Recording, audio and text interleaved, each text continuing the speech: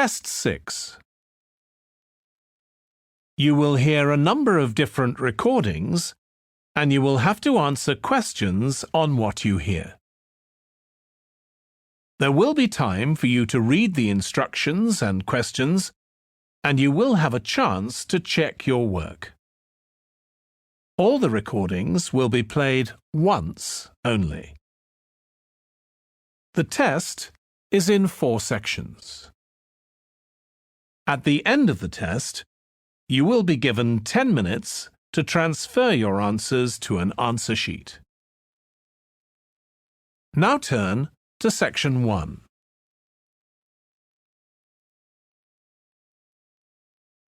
Section 1. You will hear a woman phoning a box office to ask about a festival in the town of Kenton. First, you have some time to look at questions 1 to 5.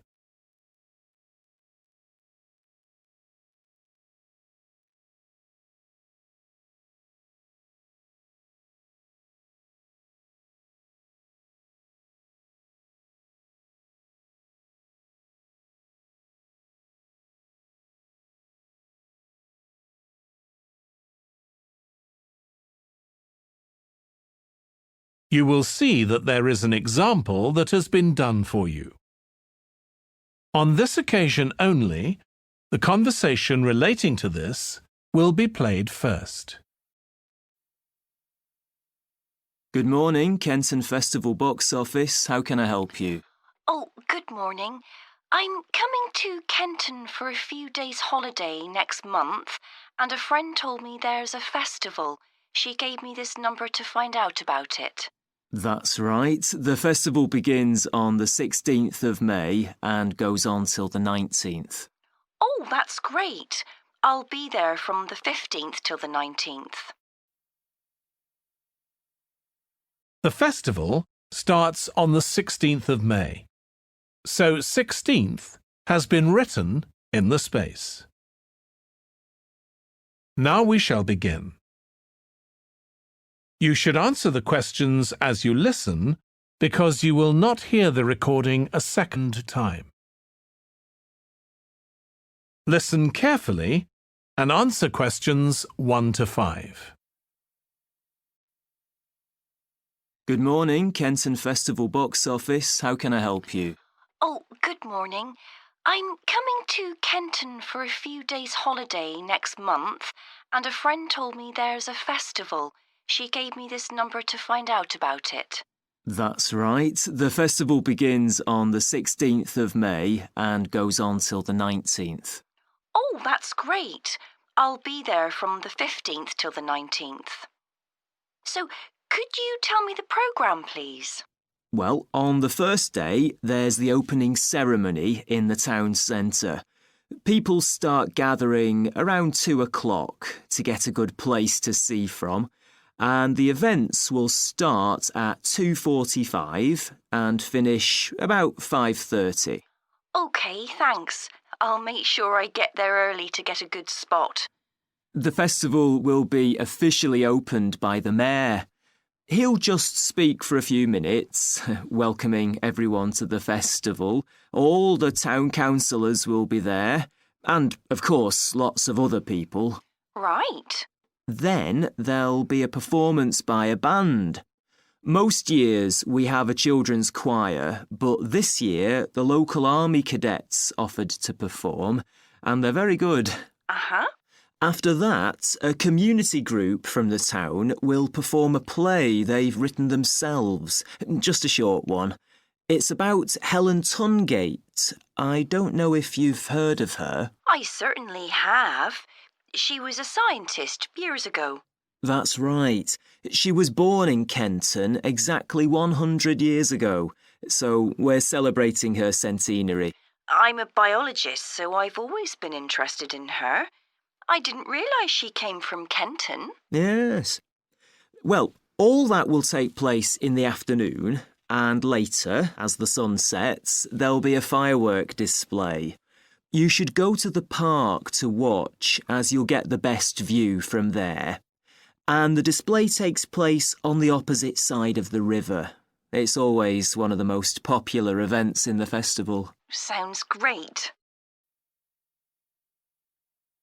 Before you hear the rest of the conversation, you have some time to look at questions 6 to 10.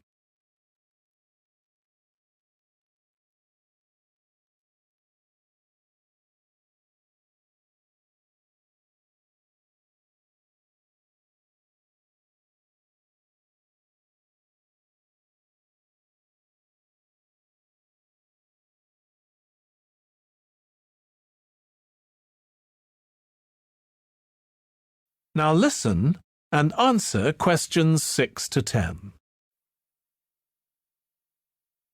And what's happening on the other days? There are several events that go on the whole time. For example, the students of the art college have produced a number of videos, all connected with relationships between children and their grandparents. That sounds interesting. It makes a change from children and parents, doesn't it? Exactly. Because the art college is in use for classes throughout the festival, the videos are being shown in Handsworth House. How do you spell the name? Handsworth.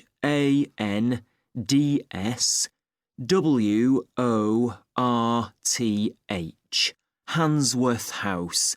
It's close to the town hall. Right. Now, let me see, what else can I tell you about? Are there any displays of ballet dancing? I'm particularly interested in that as I do it as a hobby. There isn't any ballet, I'm afraid, but there'll be a demonstration of traditional dances from all round the country. Well, that'd be nice. Where's that being held? It's in the market in the town centre. The outdoor one, not the covered market. And it's on at 2 and 5 every afternoon of the festival, apart from the first day. Lovely. I'm interested in all kinds of dancing, so I'm sure I'll enjoy that. I'm sure you will. And I'd really like to go to some concerts, if there are any. Yes, there are several. 3 performed by professionals and 1 by local children. And where is it being held? It's in the library, which is in Park Street. On the 18th at 6:30 in the evening. I presume I'll need tickets for that. Yes, you can book online, or you can buy them when you arrive in Kenton, either at the festival box office or from any shops displaying our logo in the windows. Well, I think that'll keep me busy for the whole of my stay in Kenton. Thank you so much for all your help. You're welcome. I hope you enjoy your stay. Thank you. Goodbye. That is the end of section 1. You now have half a minute to check your answers.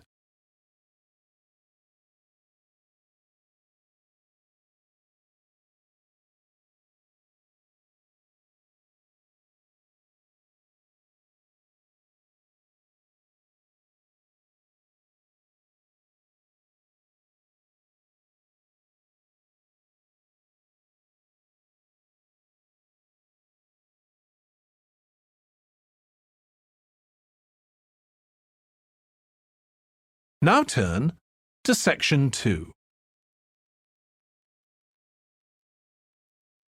Section 2. You will hear a man talking to a group of people about a tour of theatres in the city of Munich in Germany that he has arranged for them. First, you have some time to look at questions 11 to 15.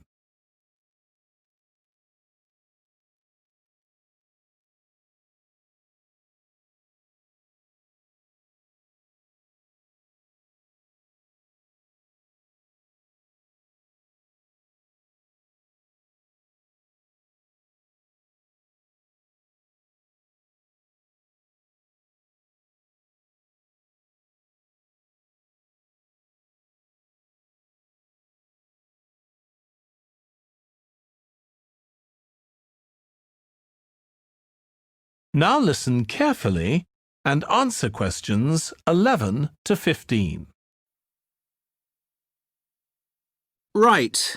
I've now almost succeeded in finalising plans for our tour, so I'll bring you up to date with what I know. As you know, we're flying first to Munich on Monday the 4th. The flight is at 11:30, so it's too early to have lunch at the airport.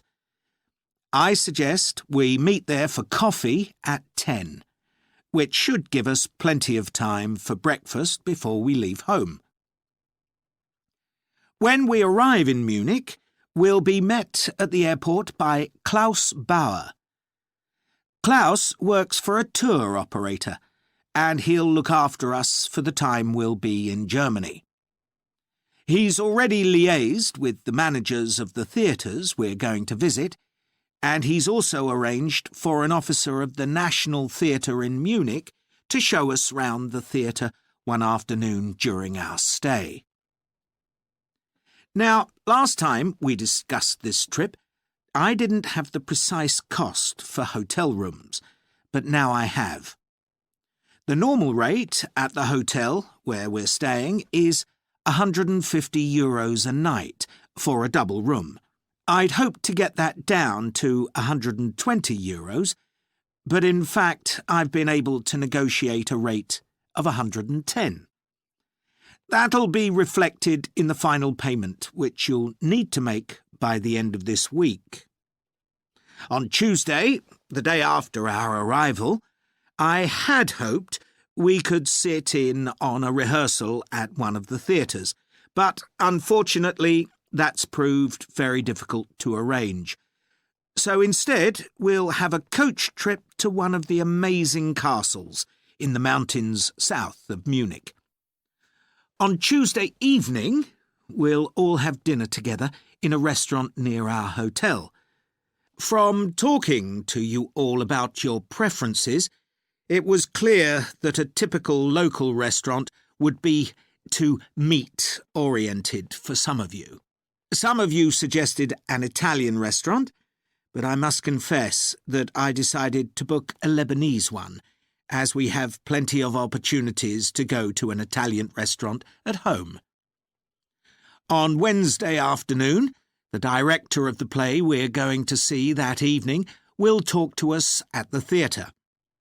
She'll describe the whole process of producing a play, including how she chose the actors, and, as the play we're going to see is a modern one, how she worked with the playwright.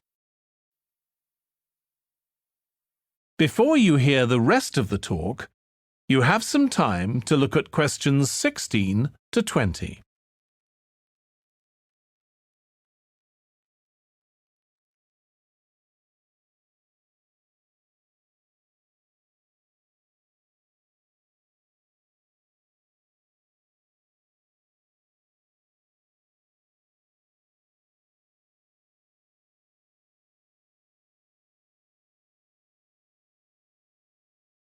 Now listen and answer questions 16 to 20. Right. Now I'd just like to make a few points about the plays we're going to see, partly because it might influence your choice of clothes to take with you. The play we're seeing on Wednesday evening is a modern one, and we're going to the premiere, so it'll be quite a dressy occasion, though of course you don't have to dress formally.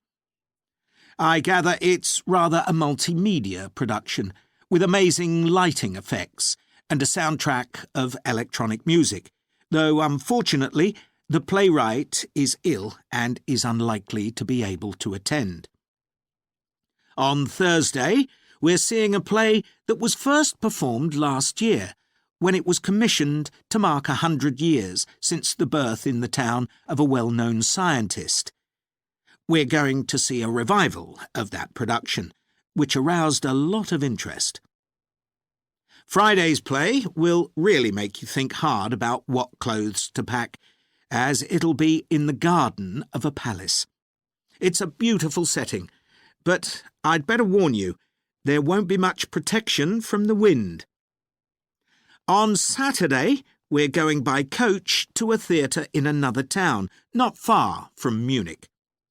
This will be the opening of a drama festival, and the mayor and all the other dignitaries of the town will be attending. After the performance, the mayor is hosting a reception for all the audience, and there'll be a band playing traditional music of the region. And after having a day off on Sunday, our final play is on Monday, and it's in the stunning setting of the old town hall, which dates back to the 14th century. The performance marks the 50 years that the lead actor has been on stage, and the play is the one where he made his first professional appearance all those years ago. And the day after that, we'll be flying back home. Now, have you got any questions before I move? That is the end of section 2. You now have half a minute to check your answers.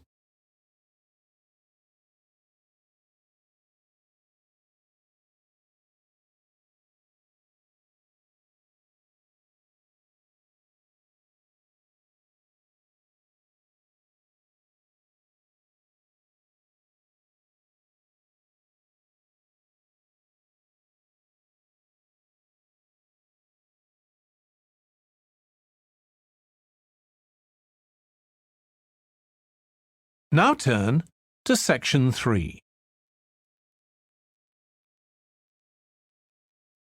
Section 3.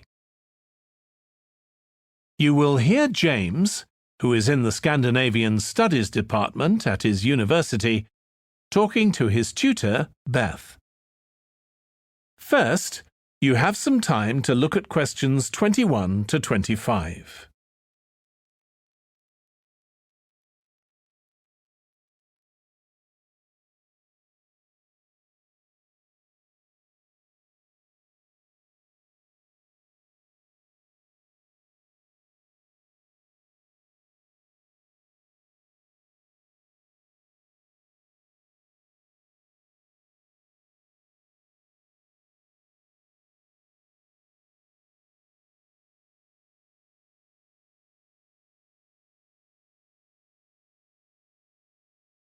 Now listen carefully and answer questions 21 to 25.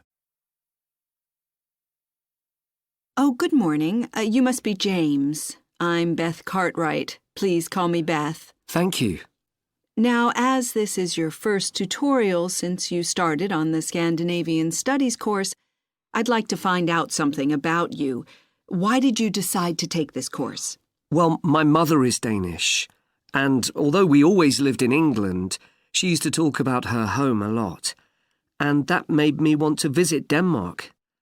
We hardly ever did, though. My mother usually went on her own. But whenever her relations or friends were in England, they always came to see us. I see. So I assume you already speak Danish, one of the languages you'll be studying? I can get by when I talk to people, though I'm not terribly accurate. Now, you probably know that you'll spend the third year of the course abroad. Have you had any thoughts about that? I'm really looking forward to it. And although Denmark seems the obvious place to go because of my family connections, I'd love to spend the time in Iceland. Oh, I'm sure it can be arranged. Do you have any plans for when you graduate? A lot of students go on to take a master's degree. I think the 4 years of the undergraduate course will be enough for me. I'm interested in journalism, and I quite like the idea of moving to Scandinavia and writing for magazines. I'd find that more creative than translating, which I suppose most graduates do. Okay. Now, how are you finding the courses you're taking this term, James? Well, I'm really enjoying the one on Swedish cinema. That'll continue next term. But the one on Scandinavian literature that's running at the moment will be replaced by more specialized courses. Oh, and by the way, if you're interested in watching Danish television programs, there's going to be a course on that the term after next. That sounds good. Have you started thinking about the literature paper that you have to write in the next few weeks? Yes, my first choice would be to do something on the Icelandic sagas. The trouble with that is that a lot of people choose that topic, and it can be difficult to get hold of the books you'll need. Why not leave that for another time? Right. You might find modern novels or 19th century playwrights interesting. I've read or seen several plays in translation, so that would be a good idea. Fine. I'll put you down for that topic. Right, so what would you advise me to aim at in the paper? First, I suggest you avoid taking one writer and going into a great deal of detail.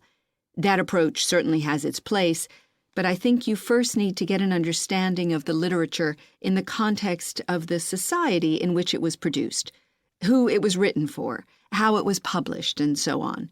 I also think that's more fruitful than placing it within the history of the genre. Okay, that sounds reasonable. Before you hear the rest of the discussion, you have some time to look at questions 26 to 30.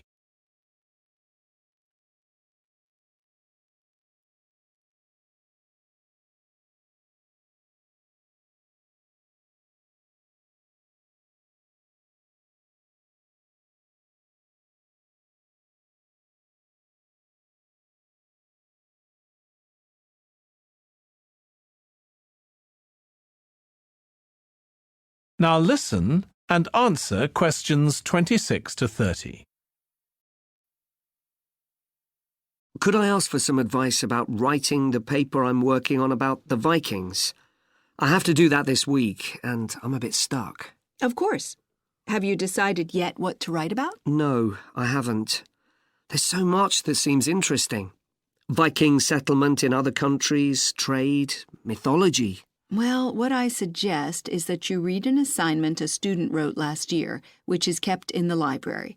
It's short and well-focused, and I'm sure you'll find it helpful. I'll give you the details in a moment. Textbooks usually cover so many topics, it can be very difficult to choose just one. Okay. I've got a DVD of the film about the Vikings that came out earlier this year. Should I watch that again? If it's the one I am thinking of, I'd ignore it. It's more fantasy than reality. But I've got a recording of a documentary that you should watch. It makes some interesting and provocative points, which I think will help you to focus your topic. Right. So then, should I work out an outline? Yes, just headings for different sections at this stage. And then you should start looking for suitable articles and books to draw on, and take notes which you organize according to those headings. I see. Then put short phrases and sentences as bullet points under each heading. Make sure that this skeleton makes sense and flows properly before writing up the paper in full. Okay. Thanks, that's very helpful. That is the end of section 3. You now have half a minute to check your answers.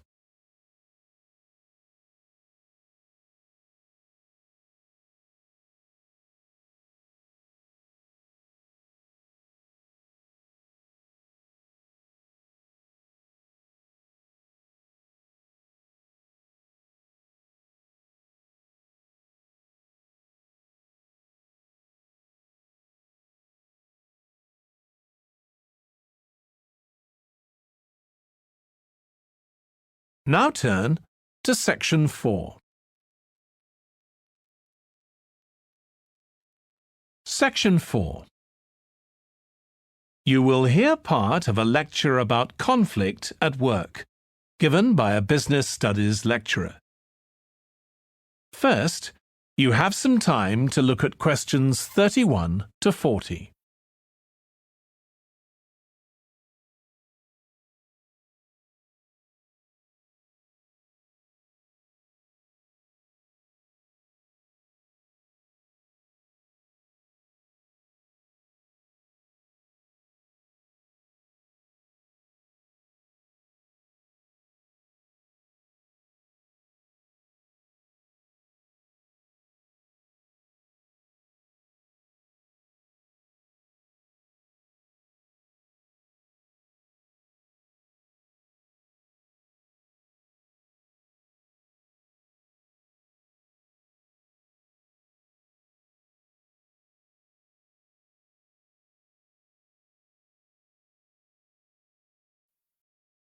Now listen carefully and answer questions 31 to 40. Over the years, attitudes towards workers have changed considerably. After all, there was a time when workers had no rights at all and laboured in appalling conditions. Conditions have improved a lot, but conflict in the workplace is still common, and human resources managers nowadays need to be able to deal with it when necessary. What is conflict in the workplace? Definitions vary, but I'm taking it to refer to a whole range of behaviours that the victim finds unacceptable, from minor, harmless arguments to, at the opposite extreme, physical violence. Much of this is covered by the term bullying, by which I mean one or more people behaving abusively or aggressively against another who is in a weaker position. Although all behaviour like this is a form of conflict, not all conflict can be described in these terms. As with all human behaviour, there are numerous reasons for it, but often it's caused by someone who feels the need to show their superiority over someone else in order to feel that they aren't at the lowest level in a hierarchy or a group of people. In some cases, one person simply dislikes the other on the basis that the personality of one is in some way incompatible with that of the other person.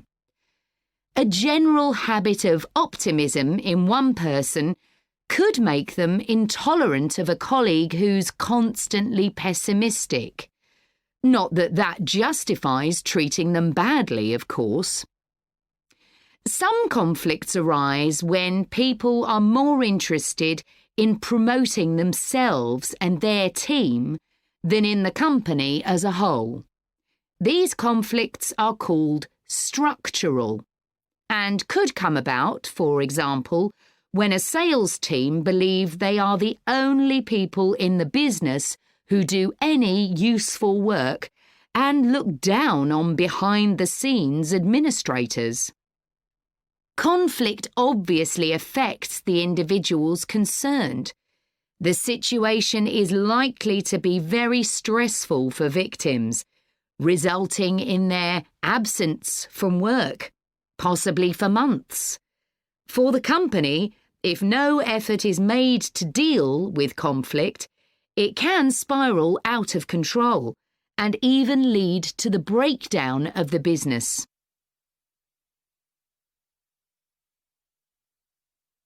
Some interesting work with chief executives, CEOs, has uncovered some of the reasons why they may treat colleagues badly. Many CEOs combine two opposing characteristics: confidence, that is, the belief that they're capable of great achievements, with a high level of anxiety, a fear of missing targets, whether set by themselves or by the directors of the company. This combination can make them respond badly to anyone who questions their decisions. In a high-pressure work environment, such characteristics become problematic, and it's particularly difficult to tackle the situation where colleagues, managers, and board members are all trying to achieve their own visions. When they can't agree on strategic issues and on where they see the business going, there are real problems. For managers at lower levels within the organisation, it might seem that an autocratic form of management, where the chief executive gives orders and everyone else has to obey, would see more conflict than others. Interestingly, though, a company with a more democratic business model can suffer more when uncertainty about who to report to leads to conflicting demands. Now I'll say a little about dealing with the type of conflict that has harmful effects. Of course, the ideal is to prevent it arising in the first place. A good manager at any level will make efforts to earn the respect of the people they work with, particularly those who report to them. That will involve politeness in all communications and treating them as equals who happen to have a different role within the organisation. Sometimes, of course, conflict does occur and can get out of hand. In such cases, the Human Resources Department often gets involved. However, if one of the parties in a conflict sees human resources as simply a mouthpiece for the chief executive, then an external mediator might be able to help. By talking to both sides and trying to find the truth of what's been happening, they can build a clear picture of the situation and give feedback that both sides will accept, precisely because they're independent. That is the end of section 4. You now have half a minute to check your answers.